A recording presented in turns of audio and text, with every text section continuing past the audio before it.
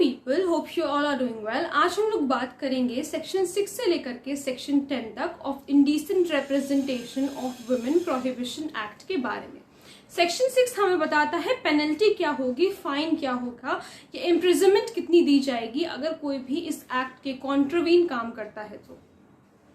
So for contravention of section 3 and section 4, section 3 और section 4 में जिस एक्ट को प्रोहिबिट किया गया है, अगर उस प्रोहिबिशन के कॉन्ट्ररी कोई पर्सन काम करता है तो अगर फर्स्ट टाइम कन्विक्शन हो रहा है, अगर पहली बार उसने ऑफेंस कमिट किया है तो 2 साल की इम्प्रिजनमेंट हो सकती है प्लस फाइन हो सकता है which can be maximum 2000 rupees.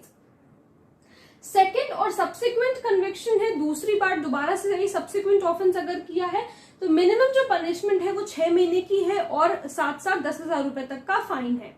और अगर जो मैक्सिमम पनिशमेंट इसमें दी हुई है, मैक्सिमम पनिशमेंट 5 साल की दी हुई है और 1 लाख रुपए तक का फाइन है प्लस। ठीक है, ये फाइन उसके साथ में है, और वाला सिस्टम नहीं है इसमें एंड वाला है। ठीक है, section 7 says offences by companies. अगर कंपनीज के द्वारा कोई ऑफेंस कमिट हुआ है तो कौन गिल्टी होगा? जो पर्सन इन चार्ज है उस वक्त बिजनेस का at the time of commission of the offence, जिस समय ऑफेंस कमिट हुआ उस समय उस बिजनेस का जो कोई भी इंचार्ज था पर्सन, वो जो है वो लाइबल होगा। ये 3 तरीके के क्वेश्चन बन सकते हैं इससे। ठीक है, और आपके जो बेरेट में चीजें दी हुई हैं वो यही इन 3 के क्वेश्चन के आंसर्स उसमें दिए हुए हैं। तो ये 3 तरीके के क्वेश्चन बन सकते हैं, इसीलिए मैंने इसे क्वेश्चन के फॉर्म में लिखा है। तो कौन गिल्टी होगा? जो इंचार्ज है बिजनेस का वो गिल्टी होगा। कब हम कहेंगे कि ऑफेंस कमिट नहीं हुआ है, क्या एक्सेप्शन है? तो अगर पर्सन ये प्रूव कर देता है कि जब ऑफेंस, जो भी ऑफेंस कमिट हुआ है वो उसकी नॉलेज के बगैर हुआ है, उसे पता ही नहीं था कि ऐसा कोई ऑफेंस कमिट हुआ है, या फिर उसने ड्यू डिलिजेंस लिया, उसने पूरा तरीके से केयर किया कि उसको प्रिवेंट किया जा सके, तब भी वो उसको प्रिवेंट नहीं कर पाया।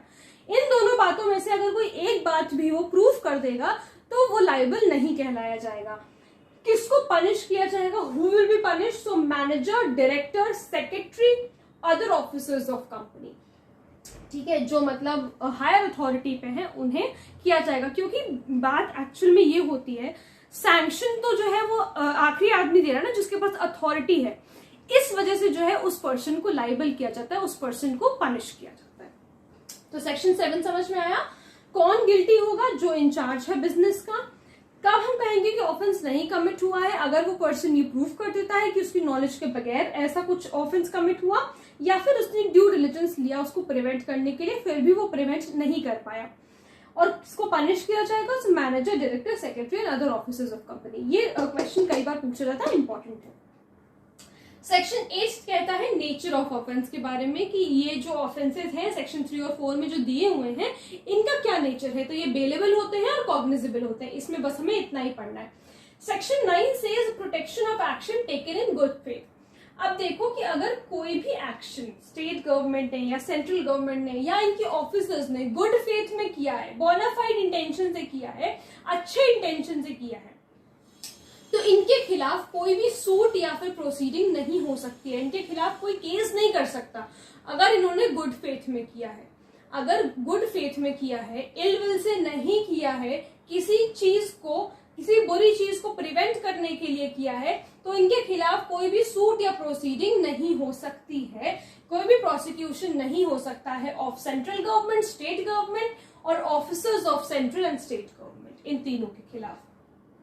सेक्शन 10 और आखिरी सेक्शन इस एक्ट का कहता है पावर टू मेक रूल्स। किसके पास पावर्स है रूल बनाने की? तो वो है सेंट्रल गवर्नमेंट के पास इस एक्ट में।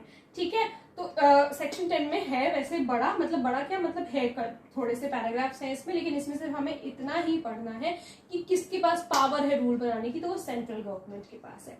ठीक है, आई होप आप लोग को ये पूरा एक्ट अच्छी तरीके से क्लियर हुआ होगा। बहुत बड़ा एक्ट नहीं था, सिर्फ 10 सेक्शन का एक्ट था। आई गेस हम लोगों ने 3 या 4 वीडियोस में इस एक्ट को कंप्लीट कर लिया है।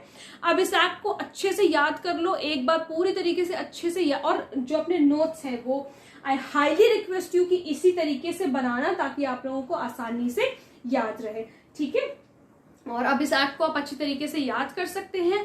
याद करने के बाद आप इसे हफ्ते दर हफ्ते रिवाइज करते हैं। अगर आप हर हफ्ते इसे रिवाइज, एक्ट आपको हमेशा के लिए याद हो जाएगा। ठीक है, आई होप आप लोग को सारी चीजें समझ में आई। अगर कोई प्रॉब्लम है तो please let me know in the comment section, और अगर आप लोग इस टॉपिक पे वीडियो देखना चाहते हैं तो वो भी प्लीज मुझे जरूर बताइएगा। Thank you so much.